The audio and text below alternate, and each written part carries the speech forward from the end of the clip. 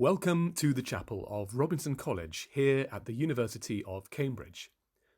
This term we continue our series on voices from outside the window, and today we're delighted to welcome Charlotte Seymour, a literary agent at Andrew Nurnberg Associates. Charlotte talks about the publishing process, discusses the kinds of voices that might be heard in fiction and non-fiction, and explores some of the qualities of good writing. We begin our interview with a brief reading from Scripture.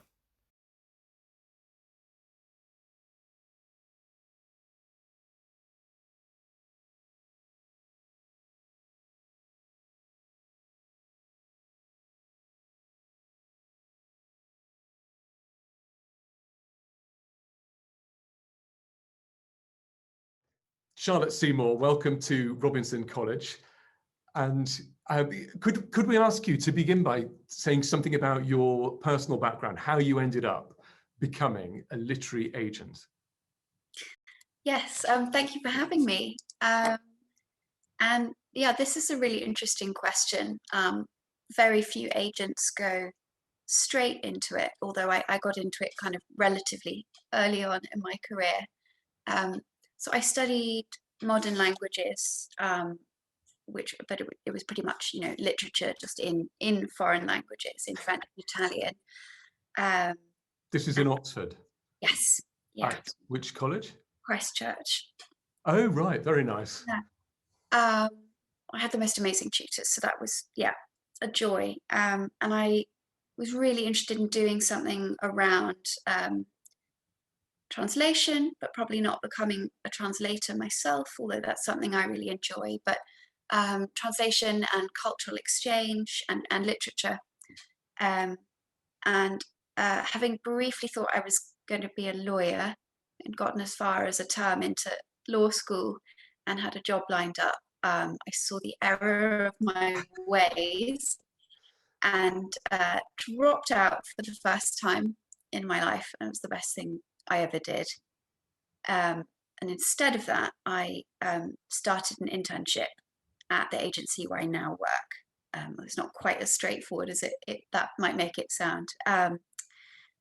So I went to intern at this agency, Andrew Nurnberg Associates in London, which is, and I sort of fell into it, but it's quite an unusual agency in that it specializes in selling translation rights all around the world for books, mainly coming out of the UK and the US, but it also represents authors writing in a whole range of languages, which is not something most kind of New York or London-based agencies do. So I thought that was, fascinating. And translation is something that you were interested in with your background. Yeah, and they represented the estate of a prize-winning French Algerian author I'd actually studied at university, and so there was this kind of tangible link between what I'd been studying and the world of work. Who is the author? She's called Assia Jibbar. Oh, right, okay. Not that widely published in English, right. But really wonderful author. So I did an internship there for a few months, and while there I found out about something, a slightly more mysterious side of the industry, which is literary scouting. And I decided that was the most interesting first job I could have in the industry. And I wrote to all of the scouts, who were kind of just a handful of either solo people or small agencies, and asked if I could read for them. Basically, what a scout does is work for foreign publishers, reading and recommending the best new books coming out of the UK or US. So you're trying to find the right books for their lists, say in France, Italy, Spain, China. So it's knowing the market here very well, also the market there and that specific publisher's list and what might work well for them to help them kind of filter through the masses of things that they get sent to consider. So I did that for a year and a half, and then a job came up back at the agency where I had interned, and so I kind of came full circle, which was lovely. So you're saying it's rare that somebody would go straight into a literary agency from a university?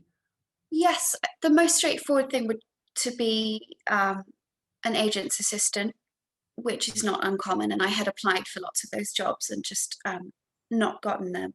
Um, People often come also from having been editors or even brilliant kind of sales and marketing people. Yeah, it's quite often people who've been in the industry for quite a long time, yeah, particularly in an editorial capacity, might then turn agent. So I was quite lucky. Well, I think they were both pros and cons that I was able to go in as a junior agent without being an assistant to an agent. Obviously, being an assistant to an agent, you learn a great deal, and I had more of a kind of baptism by fire. But it was kind of a great privilege to be able to start selling books and building up my own list from the get-go. And how does that actually work? When you come to sell to a publisher, presumably, do you just write to them? Yeah, so I mean, a whole side of my job, aside from looking for authors or looking after the authors I already work with, is building up relationships with publishers, particularly where we have kind of overlapping tastes. So it used to be coffees and lunches and drinks, and now it's mainly Zooms or the occasional walk. But yeah, I think building those personal relationships and understanding, you're both thinking about the broader market, but actually it's very much about knowing these individuals' tastes. Sometimes it might be something that you actually know about them in their personal life because of a conversation you had over lunch, and you think, I bet they would love this book because I know they're really into that thing. Or yeah, so then I would call them up or write to them and pitch enthusiastically whatever it is I have at that time. How many people write to you each week, and how many of them do you think have any traction in spurring you to go any further with them? Up to 10 a day. I'm very lucky to now have a colleague who is sort of taking a first look and actually passing on the things that she thinks are interesting, either because she knows it's the kind of thing I like, or writers will tell you if other agents have called it in, if there's interest, if they've had other offers. So kind of helping me prioritize. In terms of just, I have quite a lot on my plate already. So, there are good things that I simply don't have the time or headspace probably to get to. And I know that I miss things, and sometimes I turn things down and another agent sells it for the most extraordinary amount of money. And either I just didn't get it and I wasn't the right agent for it, or maybe I loved it and I just missed it that day. So I mean, that's just part of the job. And I think having to remind myself that I cannot do it all. I have to just, sometimes I can't be looking for new projects, even though there will be brilliant new projects out there. So yes, I really only kind of look at a handful of things seriously in a year, which is, yeah, not very much. But I have my kind of biggest book to date. The author came unsolicited, so I think it's and it's the most kind of, I suppose, democratic way for people to come to us. So it's very important to be open to it. What other ways would people come to you? We get recommendations from existing authors, particularly in the non-fiction sphere. I represent an intensive care consultant, and he will recommend kind of rising stars within the medical industry to me, and I've taken on a few people that way. And then I also approach people on the basis of essays and articles, and I don't know if they run a restaurant I really like, so quite a lot of different ways. And then we also read people's work in kind of anthologies that are coming out of the creative writing courses. Oh, wow. Okay, so it's much more, you're very active then. It's not just you're passively sat there waiting with a mountain of files on your desk, you're actually going out and finding clients as well. Yeah. So yes, quite, yeah, lots to do basically. But going back to what you were saying about the kind of the difficulties, I think probably it's more challenging for me, probably rather than all the people I have to turn down, is still the bad news that I have to break to the people that I do take on for representation, because having an agent doesn't guarantee you a publishing deal, and even having a book coming out doesn't guarantee you any sales or good reviews, or so the whole process is about managing expectations and kind of staying positive, and because you can never really predict how it's going to go, Right. even when a book is under contract. So I think, and very often it takes, some books, you get a flurry, people are falling over their feet to offer, and you get competition. But more often than not, it's about finding the one editor and the one publishing house that absolutely falls for a book, even when everyone else has turned it down. And sometimes that happens and you still get a very good deal for quite a lot of money, and that book goes on to win a big prize and everyone's kicking themselves. But I think there's so much competition, and editors likewise often just don't have that much headspace.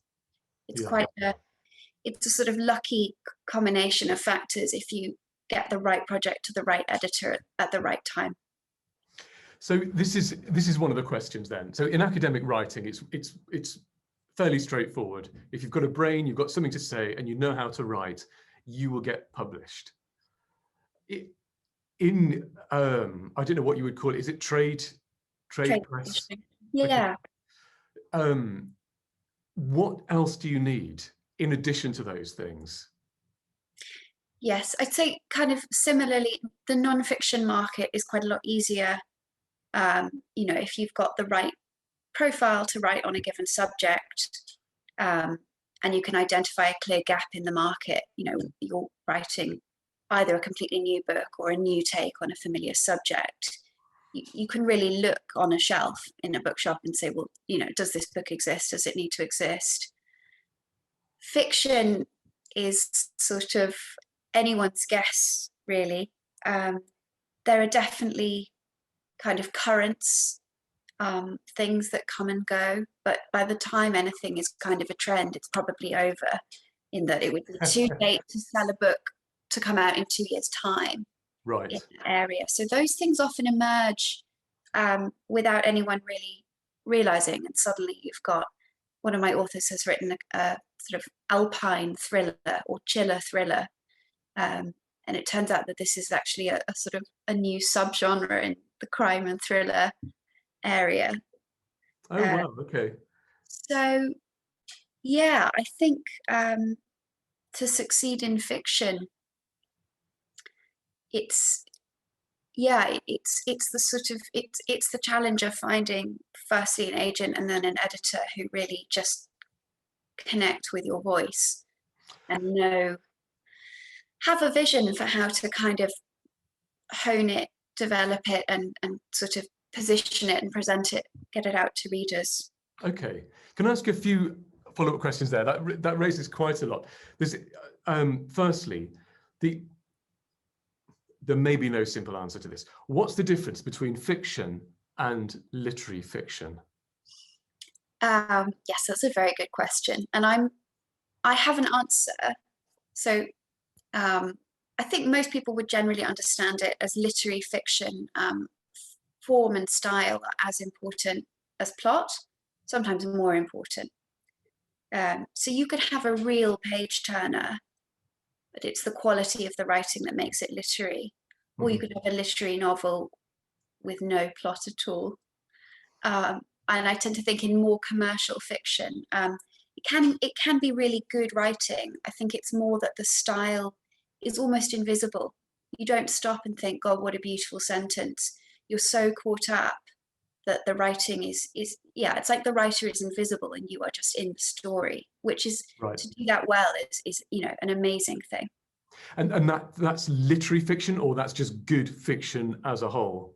I think that's good fiction, whereas literary fiction, you will be noticing and thinking about the writing as you read. So Oh, the that's writing is as interesting. much a concern, or if not, sometimes it's kind of the main concern, rather than any kind of obvious storyline.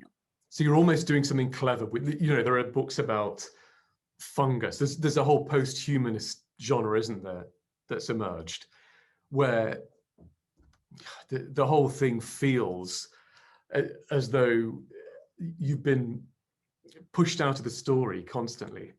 And perhaps that's an understandable thing. Whereas with historical fiction, presumably, if that happens, the author has failed. You know. Yeah, exactly. Okay, next question. There's it's on the same topic. If a literary scholar critiques a book, that's going to be a different critique, presumably, to what a literary consultant would do. And would you have a way of accounting for what those differences might be, how they might look? Yes. I suppose a scholar will primarily be thinking about something in its context, and probably have a whole, body of references, from, more kind of canonical literature, that they'd be considering it, in that broader context. I think maybe the mistake that lots of young graduates wanting to go into publishing might make in interviews is talking about that kind of literature, which, almost everyone in the industry also loves. But I think sort of detaching yourself from that and just being able to think, does this work as a narrative?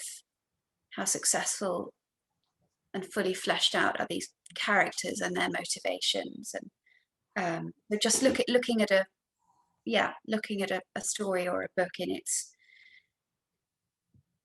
just in and of itself, probably, rather than in any kind of broader literary context. There's, on the one hand, you sort of got genre stretching literature that's interesting and cutting edge and sellable, I guess. Then you got the painting by numbers. I don't know anything about it. I've never read a Mills and Boon book, but apparently there's a formula that Yeah. these are different kind of books, but I guess as an agent, you would still have room to be selling the painting by numbers genres. Yes. I don't have any experience of that specific genre. Okay. But Right. yeah, and it's very much, and I think probably many agents, are working on the same kind of basis as a publisher, which is that you need a few very lucrative books that will carry the others that have value for other reasons, but may Right. not, be money makers. They might get wonderful reviews and win prizes, just, um, you know, tell a really important story. And it's kind of a given that, there's a small minority of books that earn a great deal of money, and they kind of pay for the rest. And I think we're all looking very hard at whether, there are ways to actually even out that disparity, because that does then translate to which authors get paid more or less, which is That's very. fascinating then. So the industry as a whole is also concerned to have voices that are worth hearing being heard. It's not just about, I mean, Yeah. obviously it's a business, there are business decisions and so on, but that's not the only consideration. No. And I mean, I suppose the ideal, and something I'm very interested in, is it does tend to be that it's the publishers who are less driven by purely commercial considerations, who are taking risks on the, more radical, unusual, marginalized voices. Uh, but really, the particularly interesting thing to me would be to find where those authors who we're not perhaps traditionally reading so much can actually hit the mainstream, because there's no reason for them to be published on the margins or any sense that they should be writing on the margins. So yeah, quite interested in finding a kind of greater range of voices, but writing within very commercial genres of crime, thriller, that kind of thing. Okay. So I think that that's something that people are very aware of.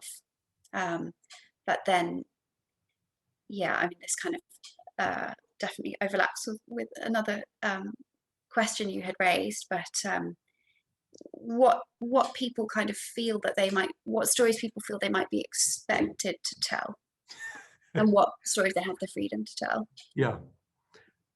Can you say a bit more about that? I mean, yeah, I think there's obviously been a huge burgeoning of kind of new voices and new stories, which is great.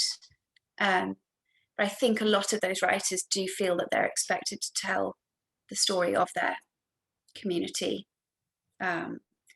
whatever that might be. And I think we're hopefully going to see a shift towards the kind of diversity in literature being more incidental, or even, okay. I think at the moment, a lot of these books feel quite kind of issue driven. And so it is its own kind of select area of the market. It's not kind of truly in the mainstream. I've heard some people in the industry complain about what Americans call woke imperialism, where, there are certain minority groups that people have to belong to, or people are keen to expand lists to include those from certain minorities, which of course, that's a completely admirable thing and so on. But there's a lot of the time, people are constantly now parading their outsider status as a badge of honor. Yeah. And often when this stuff unravels, these people are often not outsiders at all. But can you say something about what it is to have a unique voice? What counts as a unique voice? Yeah, I think it comes down a lot to who you're writing for, and that kind of following on from what you were just saying, a lot of the people who might be, writing from a position of the outsider, the assumption is, and in many cases rightly, that they're writing for a publishing industry which publishes for a certain readership, largely white middle class. And I don't think the publishing industry knows enough about actually the breadth of readers out there and what their interests are. So I think the writers who are actually writing something truly kind of, different or still, perhaps marginal, are those who are writing not for that white reader, not conforming to the, kind of expectations of, say, what a novel looks like, not delivering maybe the kind of most obvious satisfying narrative arc, and not in the language that you might expect or classify as good writing, and not explaining things. What is it that's selling today, or that you're taking on today? It's a really broad range, which is one of the reasons I love the job. Because I think if you work as I do a lot of editorial work with my authors, so I love, even helping at the ideas stage, and then, working closely with them on the kind of expression of that idea. As an agent, you can really work on any kind of book that interests you if you think you can sell it. Whereas as an editor in a publishing house, you're more likely to work on a particular area of, fiction or cookery and illustrated and so on. So one of my favorite things is that I get to work on this vast range of books. And yeah, everything from crime to literary fiction to cookery, popular science, history, memoir. It's very broad. Um, and so, well, I've got 4 books coming out in June, which to some extent illustrate that range. One is it's a kind of upmarket literary debut by a young woman. She's called Francesca Reese, and the novel is Voyeur. And this is just a kind of razor sharp, funny, but also, yeah, very kind of propulsive uh, novel about a young woman assisting an older male writer and the sort of power dynamics between them. And so it will appeal to, there's very much definitely a vein at the moment for these kind of fresh young female voices and quite smart, funny writing about what it is to be a woman and a young woman in the world. What's great in Francesca's novel is that she also captures the kind of world-weary voice of a middle-aged, quite narcissistic man. And she does both absolutely brilliantly. She can bring both to life. She's not just doing the young woman fiction, but this is, I think when I read the some of the details about the book, some guy who was in London in the 1960s in Soho, and then something's revealed about him as things unfold. But she can, I mean, that's a very, very difficult thing to do. Yeah, it's really striking, and reading it, I think it was amazing. I sort of felt that I knew both of them, not just through reading. I mean, it so happened that I thought I actually, I know people who could credibly be either of these people. So she absolutely got them. Yeah, which is, yeah, really, I think, quite a impressive thing to be able to do. And for a debut novel as well. Yeah, yeah. So that is coming out. And then at the kind of more literary end, a short story collection by a writer and translator, Paul McQuaid. His collection is called Between Tongues, and is a very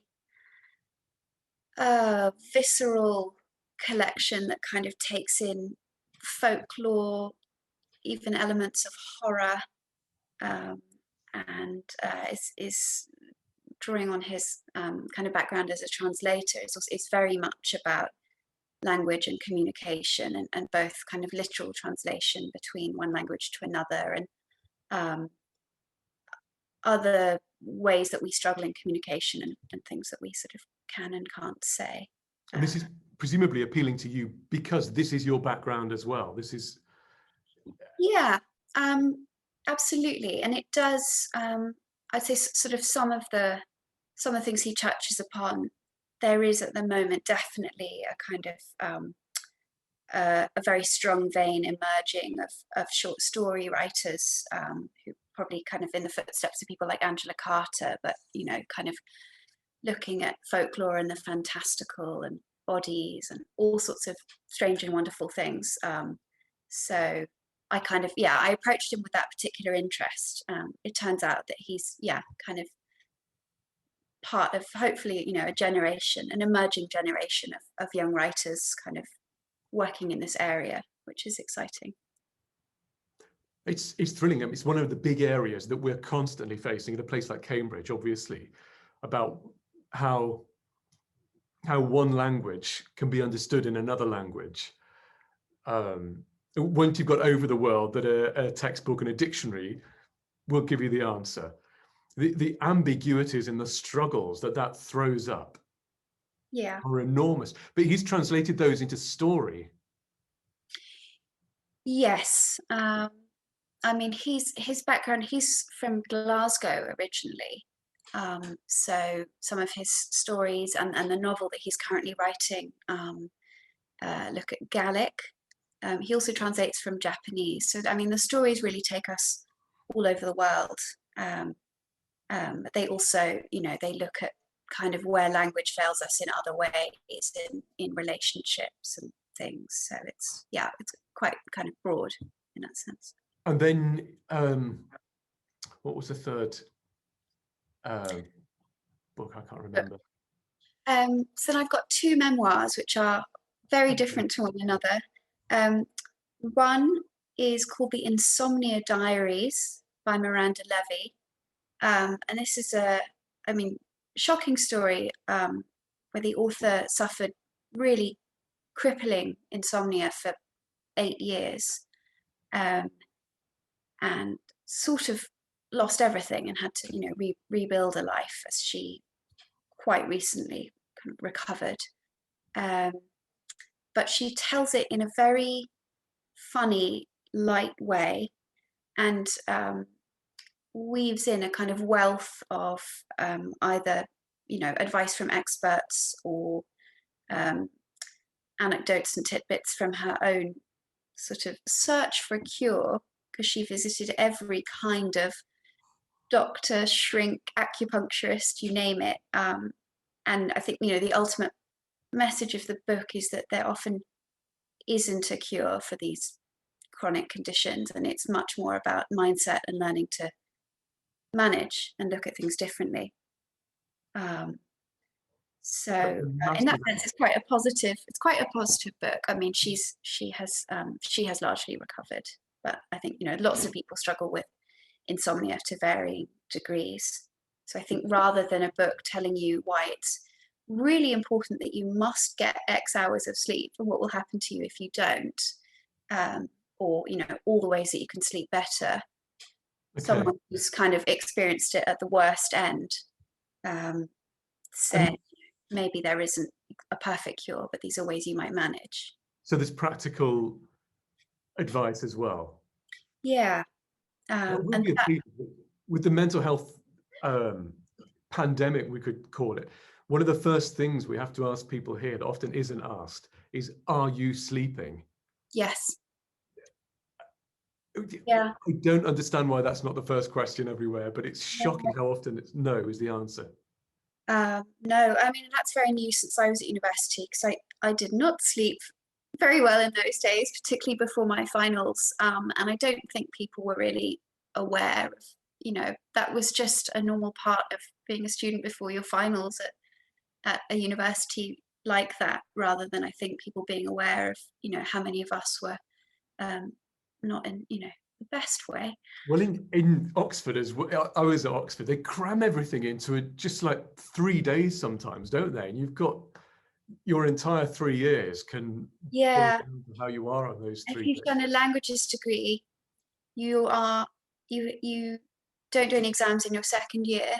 You go away for a year and forget it all. Then you come back in your fourth year and you're examined on second year and fourth year material.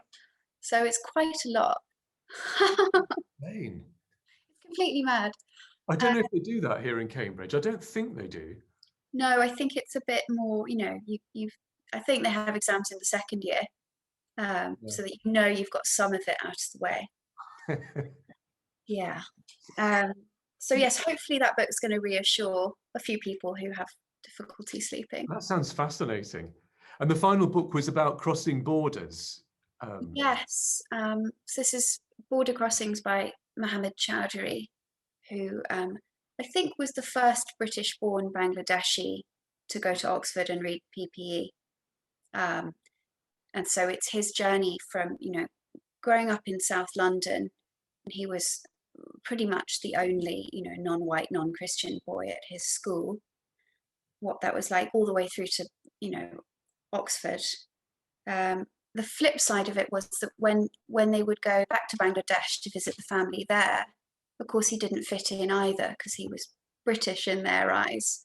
And he, whilst wanting to, fit in at home, which was Britain, really, he, I mean, you want to feel that you belong somewhere. He was both, subject of misunderstanding and more from those around him. He also saw a lot of inherent contradictions and difficulties in the Muslim faith that he was brought up in, and so he was always questioning all sides.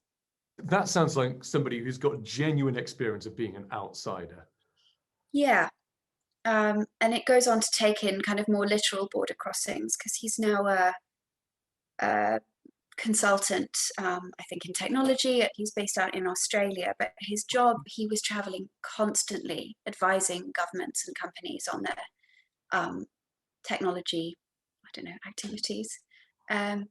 And every time he went through immigration, whether he's in New York or Israel, or, he would be stopped and questioned for a variety of reasons. So there's that kind of slightly starker side to it as well. So the last question then, and that's probably a good build up to it. When you've been on the outside like that, presumably you end up with a sensitivity to the world around you that is perhaps necessary for being a writer. And that's one of the questions. I can't remember who, so maybe it was Amitav Ghosh I spoke to. I think it was him that was saying that to be a good writer, you've got to be a good listener. And of course, we all did those listening courses where you learn how to feed people's last bits back to them and so on. But listening, is the proper capacity to be transformed by your encounter with the other. Does that come across in a good writer?